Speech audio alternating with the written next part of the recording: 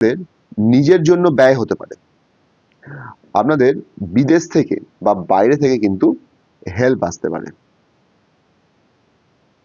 নমস্কার, আমি লগ্নজিৎ। আমার চ্যানেলে আপনাদের সবাইকে স্বাগত। আজকে আলোচনা করব মঙ্গল অর্থাৎ মার্সের দগ্ধ পজিশন নিয়ে, কম্বাস্ট পজিশন নিয়ে। অর্থাৎ ধনু রাশিতে মঙ্গল দগ্ধ অবস্থায় আছে, কম্বাস্ট কন্ডিশনে রয়েছে। কিন্তু কম্বাস্ট হলে কি তাহলে আমাদের মঙ্গল কি সমস্ত আমাদের যে ফলাফল সেটা কি খারাপ হবে? না, তা কিন্তু হবে না। কারণ ওভারঅল যে প্ল্যানেটারি পজিশন রয়েছে সেগুলো কিন্তু খুব একটা খারাপ নয়। তো আজকে আমি আলোচনা করব মেষ থেকে মীন এই 12টি রাশি এবং লগ্নের মানুষদের এই মঙ্গলের এই প্ল্যানেটারি পজিশন অর্থাৎ দগ্ধ অবস্থার জন্য কি হতে পারে। তো শুরু করছি আজকে মেষ দিয়ে। মেষ রাশি এবং লগ্নের মানুষজন এই কন্ডিশনের জন্য কি ফল পাবেন? হেলথ কিছুটা কিন্তু আপনাদের রিকভার করবে, মন মানসিকতা কিছুটা ভালোর দিকে যাবে, বাধা বিপত্তি খুব না কমলেও কিছুটা কিন্তু কমবে, মানে আগের থেকে কিন্তু পজিশনটা একটু হলেও ভালো হবে। ইন্স্যুরেন্সের টাকা কিছুটা পেতে পারেন। এবার চলে আসি বৃষ রাশি এবং লগ্নের মানুষদের বর্তমানে কি হতে পারে। বিজনেস বা ওয়াইফ এই জায়গাগুলোর মানে কিছুটা কিন্তু গ্রো করবে, মানে ভালো হবে। ওয়াইফ যদি কোনো ধরুন ব্যবসা করে বা ওয়াইফের হেলথ এগুলো ভালো হবে, বিজনেসের জায়গা কিছুটা আপনাদের গ্রো করবে। ডেইলি ইনকাম হিউজ না বাড়লেও কিন্তু বাড়বে। এই ধরুন যারা ডেইলি ট্রেডিং করেন শেয়ার মার্কেটে তাদের কিন্তু কিছুটা ভালো হবে। আমি বলবো না যে বিশাল ভালো হবে, কিন্তু ডেফিনেটলি কিছুটা হলেও ভালো হবে। যারা বাইরে থাকেন সেখানে কিছুটা বিপদাপদ কিন্তু কমবে। এবার চলে আসি মিথুন রাশি এবং লগ্নের মানুষজন এই মঙ্গলের পজিশনের জন্য তাদের কি হবে।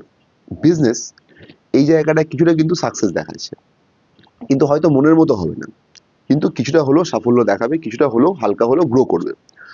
রোগ অসুখ একটু ভালোর দিক, অর্থাৎ যারা একটু দীর্ঘ রোগে ভুগছেন তারা কিছুটা ভালোর দিকে থাকবেন, মানে সুস্থ থাকবেন। ডেইলি লাইফস্টাইল কিছুটা ডেভেলপড হবে। ঠিক আছে, এবার চলে আসি কর্কট রাশি এবং লগ্নের মানুষদের বর্তমানে কি হবে। সন্তান, প্রেম এই জায়গাটা কিছুটা ভালোর দিকে দেখাচ্ছে, কর্মের জায়গাও মোটের ওপর ভালো। এবার চলে আসি সিংহ। সিংহ রাশি লগ্নের মানুষদের কি হবে। স্কুল এডুকেশন, মা, গাড়ি, বাড়ি এই জায়গাগুলো কিছুটা ভালোর দিকে যাবে। এবার চলে আসি কন্যা রাশি এবং লগ্নের মানুষদের বর্তমানে কি হবে। ছোট জার্নি মোটের ওপর ভালো, অর্থাৎ শর্ট জার্নি কিন্তু মোটের ওপর ভালো হবে। যোগাযোগ খুব ভালো না হলেও কিন্তু আসবে। অন্যের সাহায্য আপনারা পাবেন, হয়তো মনের মতো পাবেন না, যতটা আপনি মানে আশা করলেন ততটা পেলেন না, কিন্তু পাবেন।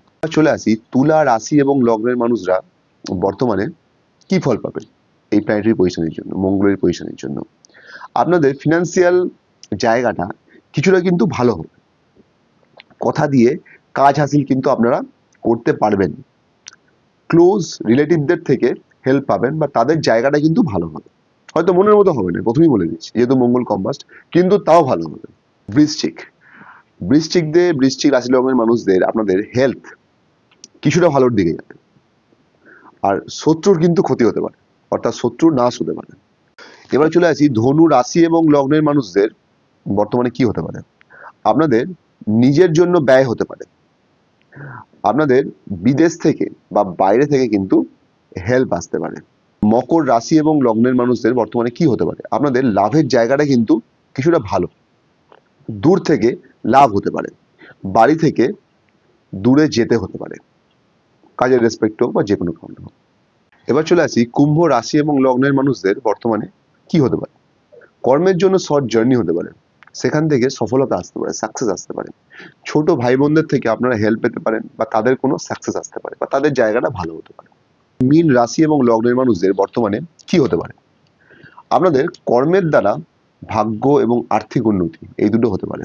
কর্মের জন্য আপনাদের লং জার্নি করতে হতে পারে। আজকে আমার এই প্রোগ্রাম এইটুকুই ছিল। যদি এই প্রোগ্রাম আপনাদের ভালো লাগে তো অবশ্যই চ্যানেলটিকে সাবস্ক্রাইব করবেন, শেয়ার করবেন, লাইক করবেন ও কমেন্ট করবেন। আগামী দিনে আবার দেখা হচ্ছে অন্য কোনো প্রোগ্রামে। নমস্কার, ভালো থাকবেন।